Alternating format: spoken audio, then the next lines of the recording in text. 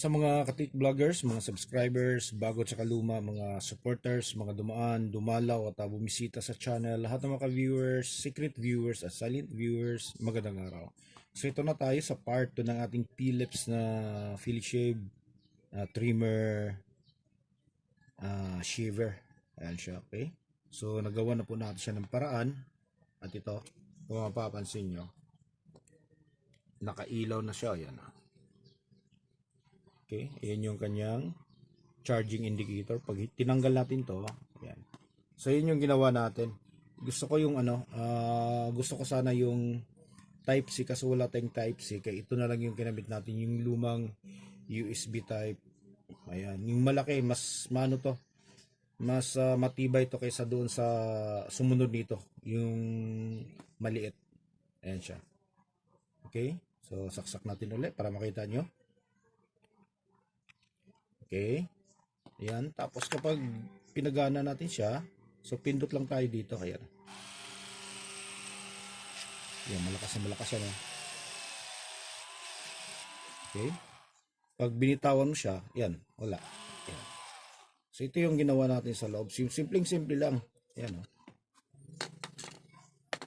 So hindi ko na pinapakita kung paano natin kinabit yung kanyang battery charger tsaka battery charger tsaka tinatawag na yung BMS, kanyang BMS. Ayan, kasi madali lang naman, marami na yata tayong mga video na ganon na nagkakabit tayo ng BMS tsaka battery charger, kaya ito na lang.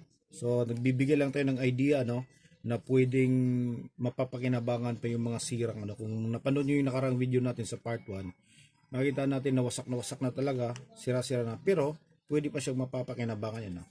So kinayod natin yung dito banda para maisalpak yung kanyang kasi kung hindi mo siya kakayurin, nakabuka, hindi siya maisasara dito. Ayan. Okay, so yun lang naman yung tatamaan ng battery, yun lang yung tinira natin. Ayan, so yung motor na ayos na natin, tapos nalinis. Ayan, so ganun lang, simple lang siya. Pag nalobat siya, charge mo na lang ulit. Ayan, ulitin natin. Okay, ayan.